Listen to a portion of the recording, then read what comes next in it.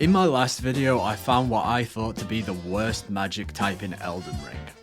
Thorn sorceries. Well, in this video, I found what is definitely the second worst type of magic in the game. Bubble sorceries, officially known as claimant sorceries, are a magic type that I'd guess most players probably don't even know exist. Because the only enemies that use them are these geriatric blue dudes who attack so slowly that by the time they've actually launched an attack, you've probably made it all the way to the end of the game. So naturally, these sorceries would make for a great challenge run, right? So I created a suitable character for this run, only I messed up somewhere along the way, so it's a little bit cursed. Then committed unalive, somehow ended up in a cave, left the cave, sat at a bonfire, got accosted by Bella Delphine. She gave me a horse in exchange for promising to kill God himself, or herself, or itself. Anyway, I got a horse, so I headed over to the never-ending lift, and once I was eventually free, I could get the first bubble sorcery, Oracle Bubbles. Now, both bubble sorceries are actually available from the beginning of the game. However, I made a mistake and thought the second spell was in a locked area. I will explain why I made that mistake later. One last step before starting the game for real was to get the necessary stats to use the spell. Now on my previous videos, a lot of you left suggestions for how I could get the necessary amount of runes legitimately. From farming the boulder, making the Knight Cavalry commit unalive, or grave robbing golden runes. I genuinely do not care. And with that, we can now use Oracle Bubbles. And man, this spell is not good. It's really not good. With its pathetic damage, slow casting, lack of range, and zero tracking, this was probably the most trouble I've ever had with Margaret. Eventually, I figured out a strategy to keep my distance and bait Margaret to run into the wall of bubbles. And although I was starting to make some progress like this, when I got Margaret down to low health, I ran out of FP. Luckily, I accidentally had my mic muted, so I don't have to censor my reaction to this happening. After that, I grabbed a few more sippy cups and went back for more. And it still sucked. I died a lot, but thankfully, I only needed to get lucky once. Margaret needs to get lucky every time. Thank God. Thank God. With Margaret out the way, it was time to fight Dragon Boy. And I have a confession to make. Getting Godric to low health wasn't difficult, but it took a really long time. And by the time I'd almost won, I ran out of FP. And in my rage, I took out a Morning Star and beat him to death. Now, I'm not exactly known for sticking to the rules, but even I felt a little bad about this. So I actually made a whole new character with the same loadout, got the exact same stats, and beat Godric legitimately. So you can stop complaining about me cheating in the comments now. And with the Golden Lineage's least favourite kid out of the way, I went over to Caelid for the Radon Festival! And man, Radon has got hands. He beat my ass into the ground 100 times over. But I managed to remain optimistic because I had a plan. When Radon gets down to half health, he jumps into the air and crashes back down with enough damage to wipe out the entire festival. But if you position yourself at the very edge of the arena and hold up a great shield, Radon will plummet into the depths below and you'll be fine. Why did that kill me? Radon, give me the remembrance. Give me it right now. I'm gonna scream. Why did that just happen? There is no way. I killed him. He died, his health bar went to 0! What's gonna happen when I go through here? I hate this game. Usually anyway. Okay, I'll try that again. It only took me several hours to get that far. Please! Please tell me that worked! What the fuck? Why are you still alive? That's it, I don't have the FP to do this. Get out here, lads. Oh my god. Get in my why are you running towards me, you mad wench? He's over there. Go fight him. What are you doing? You. I choose you, Alexander. Holy shit, most of these summons are useless.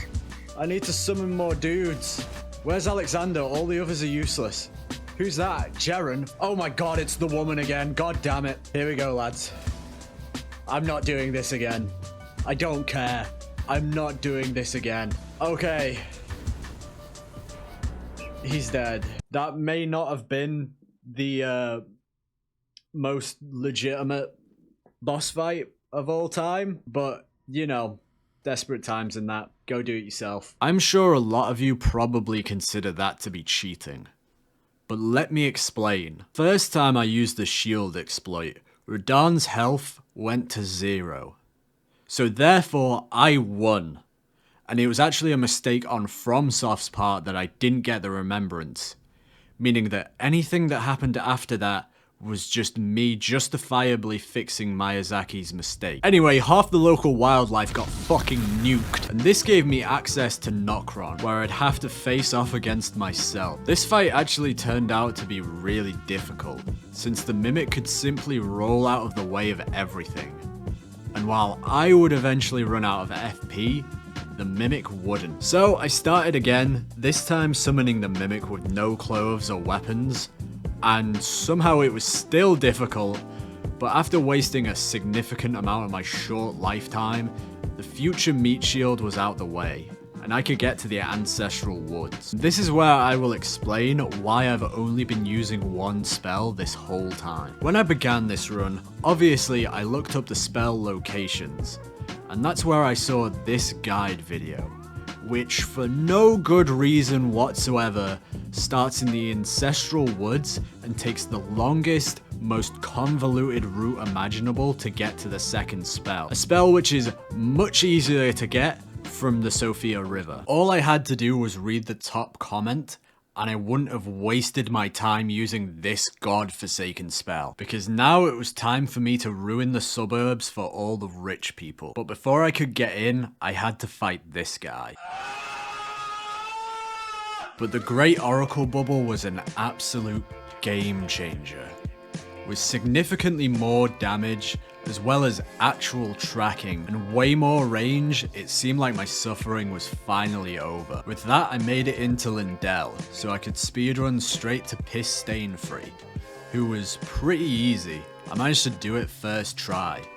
Now my confidence was really starting to grow. With him out the way, it was time for my ultimate rematch with Margaret. And I forgot to press record, so here's a clip of me teabagging his corpse afterwards. There's not really much to say, it was a pretty easy fight. I just had to keep my distance and let him run into the bubbles like the first time. Anyway, Margaret had lost the keys to the Erd Tree, so I was gonna have to break down the door myself. Luckily, Bella Delphine gave me exactly what I needed for the job. A key card to the mountaintop of Giant. So I hopped on the lift, got harassed by an antinatalist, May chaos take the world, mauled by the world's friendliest pitbull, and escaped a toxic PvP player, all so I could face off against the fire giant. Remember that confidence I spoke about earlier? This is where it got ground into the dirt. This overgrown ginger nonce drove me into the true depths of despair.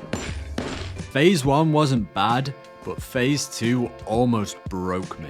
He just hit me through his own body. All of that went through his own torso. I'm skipping this. I'm skipping this. How do I do the skip glitch to Farah Missoula? The only reason I didn't use that skip is because it got patched, and that meant I had no other choice but to go back and continue beating my head against the invisible walls. The worst part about this was that there really wasn't any strategy or clever cheese I could use to make it easier. All I had was dumb luck and sheer force of will to eventually break the fire giant. I'm gonna have him. I'm gonna have him. I just need an opportunity. Do something. Yes, yes, yes. Finally, 2 fucking days. 2 fucking days. Oh my god, that sucked so much. Oh.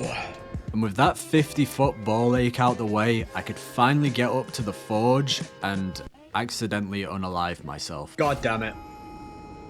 Didn't mean to do that. Once I sat down, Bella Delphine reappeared, but unfortunately I'd forgotten to renew my OnlyFans subscription, which caused her to spontaneously combust. For my sin of not having auto-renew enabled, I was banished to the least dilapidated neighborhood in Birmingham. And whatever spark of hope I'd gained from beating the fire giant was quickly extinguished by the Godskin Duo. Great mechanic.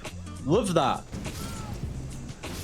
Yep, great. I can't dodge this. Nothing I can do. That's it. Okay, it's still going. They railed me like there was no tomorrow. Oh, why? Great, I'm trapped in the corner. My morale was dropping faster than the value of the British pound. Oh god, please get me out of this country. So, I came up with a plan. Sleep pots are an item that, well, make enemies fall asleep. And the Godskin Duo are extremely weak to them. Now, I will admit my method of acquiring the pots may not have been entirely legitimate, but if you think I'm gonna waste my limited time on this earth grinding for plants, then you are severely mistaken. An extra bonus of the sleep pots is that the Mimic gets an infinite amount of them, so the two of us together could go in for the Cosby Wombo combo. Yes, yes, yes, do that, you idiot. Oh my god. I did it. I did it! Oh, yeah! And the reward for my victory was a chance to fight Malekith. Somehow Malekith was so much more difficult than both the Fire Giant and the Duo. Phase 1 was like every other challenge run, you just circle him around and throw bubbles from a distance. But Phase 2 was absolute torture. I tried every strategy I could. With the Mimic, without the Mimic, different talismans, different staffs, being aggressive, being cautious, long range, short range, nothing made a difference. Because the bubbles are just too slow, Malekith jumps around in ways that simply defy all known laws of physics. I spent 4 days straight being murdered non-stop by Malekith, barely making any progress. And I really want to stress how hard I tried to finish this challenge run because I didn't want to fail 2 in a row. But unfortunately I stopped being able to spend any more time on it because my dog May has been ill and in and out of the vet, so I had to spend a lot more time looking after her. And she's more important than any video, so yeah. This is a bit of an awkward end to the video, and I'm sure it will only take a week for Bushy to make me look like an idiot again, but thanks for watching, I guess.